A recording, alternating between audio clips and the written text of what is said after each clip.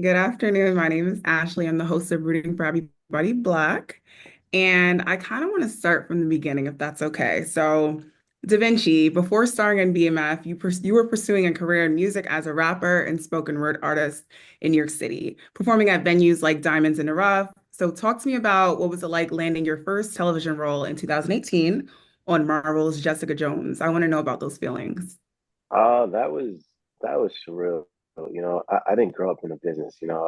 I got in the business as a man. I'm like 20 years old. So for me, for the last 8 years of my life, it's just been like a Disney movie. I was in my head a lot in the beginning of my career because I was like, I wasn't born in this. Like I knew the other kids had an advantage because they started so early. They started at 9, 10, 11, 12. So like casting directors and producers would be more prone to take a chance with them because it's like they have that training, they have the set etiquette. So, to book Marvel Jessica Jones 2 weeks after signing to an agency, I was like, yo, this is real. Like I'm really doing this. And I just remember being in shock. Like for a while, I was really just like, whoa. And I was nervous as hell.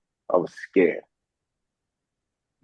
Really doing it. And speaking of an Yeah. early age, Miles, your interest in acting peaked at an early age as well. I think you had your first big role, or you started acting at age 11. So I want to know about what your feelings were like. Were you nervous, or did you feel like you were locked in and ready to go? I mean, I was locked in and ready to go, period, just with acting because I started in theater. So like that was already a love in itself, but I never knew that there was another level, you know what I'm saying, of just acting. And that's where film came into play for me. And I didn't understand the magnitude of it. I booked New Edition story.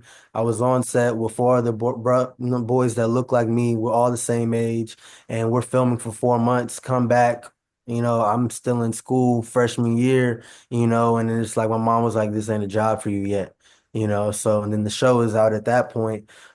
So I understood that I had to be a job. I had to keep going.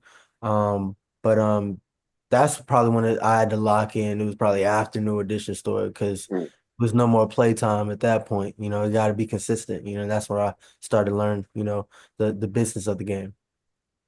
And that's how people take you seriously. So Yeah. now let's get into BMF. So, given everything your characters have been through in season three, especially the trust issues and shifting loyalties, how do you think Terry and B-Mickie's personal codes of loyalty or brotherhood will evolve in season four? Mm. How do I think Oh well, Terry? shoot. Nah, go ahead. Yeah, I feel that like you. I feel like you answer this one. I want. I feel I'm like actually curious too. I was gonna answer this too. I feel like okay. So the last part of the question is how do I think? Say that part again. How do you think Terry and B-Mickie's personal codes of loyalty or brotherhood will evolve in the upcoming season? I think Terry is like side eyeing the hell out of B-Mickie. Like Terry is just like I can't trust. If I can't see him, I'm not trusting him. And I think what ends up happening is Terry is like, I'm just gonna use him as a pawn in my game. I think that's the mentality. Because I mean, when you're in the streets, when you're in this lifestyle, there's this feeling in you that you can't fully trust anyone because a cop could bribe someone and be like, "Yo, I'll give you time. I'll give you this. I'll give you time off or whatever." Anyone could turn on you at any given moment. But we already had a reason in the past to look at B-Mickie side eye. So I think at this point, Terry is just playing chess with him, and I don't know where B-Mickie's real intentions are. He still That's got he still got a little Terry in him. You see how he answered that question, right? You see how he answered that question. He not eyeing me offset. You know what I mean? But I can agree with him. Yeah. But vice versa. On B Mickey and you know he got to do everything in his power to get back because he don't got nothing else. Really to make money at the capacity that he need and rate that he need. He's got a family now, things of that nature. So, I don't know. I don't want to say too much because I got all 8 episodes really. So, all right, you feel me? I done peeped. You know what I'm saying? By then we already know what we filmed. So, but yeah. So, Miles, I have another question for you, staying on your character, B. Mickey. So, your character has been walking a fine line between loyalty and survival. How do you think personally, excuse me, how do you personally view his choices? And do you think redemption is still possible for him in season four? Mm. Mm. Is it possible? There Hmm. are doors open. Yeah. It's which one he gonna walk through, Okay. you know? Okay. Is it redemption? You know, we don't know. Is revenge? We don't know. You know? Um, at this point, we just know he back. And I would like that lingering in the air for people to, you know what I'm saying, to try to figure out why, you know? Because at the end of the day, he been treated well. He been treated well. He been a day one, you know? Money Yeah, always in facts. his pocket, you know? Facts. He always served well at that, you know? So, I mean, he's deserving of something, right? Hmm. Hmm. Okay, We I might like be BF. We might be BFFs. You know. You never know. Hey, you know what I mean? that. So now Da Vinci. All right, and we ain't switching up.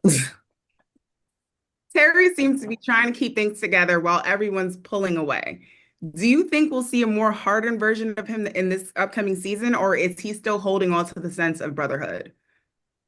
I think we're definitely gonna see a more hardened version. I think he's just gonna get to the point and then just be like, you know what, F this. You know, my brother's starting to serve chickens now and believe in some sacrifice thing that we didn't grow up with anything like this. All right, bro. Like it's clipped. Like you stay a little way, and I'm about to go my way. That's so sad. Yeah, I think so. But I mean, we know that happens in real life. It does.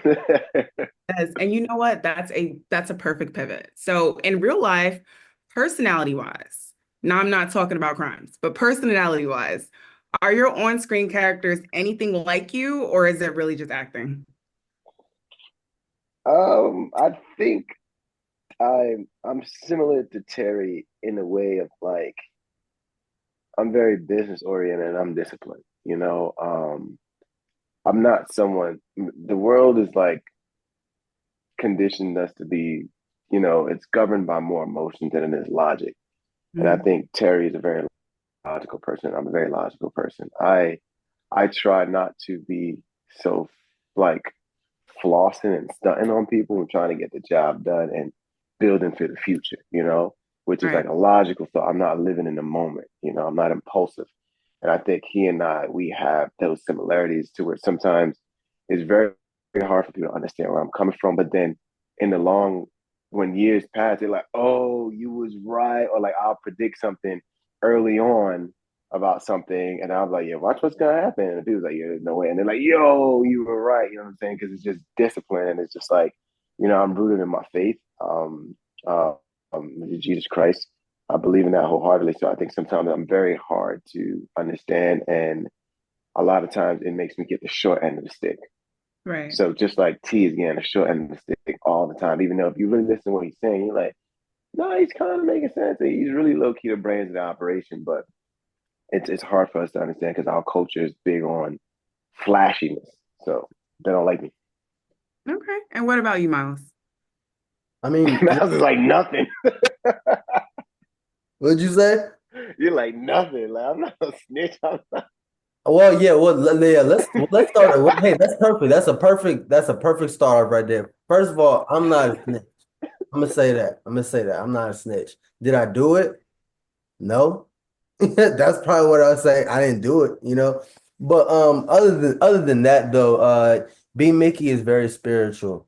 As you saw at the beginning of, you know, when the show first started, you know, he would always be, you know, cleaning his gun and talking to God, and you know, he's very close to with his mom, you know, I had a very good relationship with her.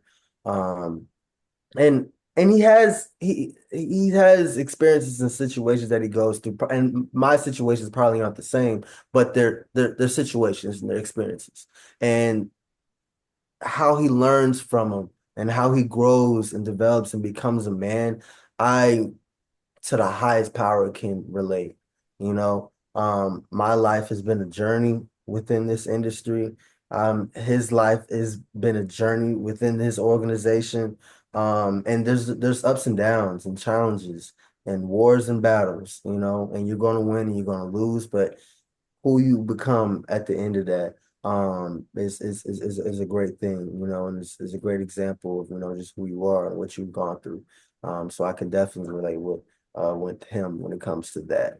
Especially coming to this season, because y'all gonna see a different breed for sure. Y'all gonna see B-Mickie, but it's gonna be Okay. a different breed. Yeah, definitely a different. Hmm. Okay, and my last question to wrap this up. My series is titled "Rooted for Everybody Black." Excuse me, "Rooting for Everybody Black." And brotherhood is a major theme in BMF, and it's also a big part of Black culture.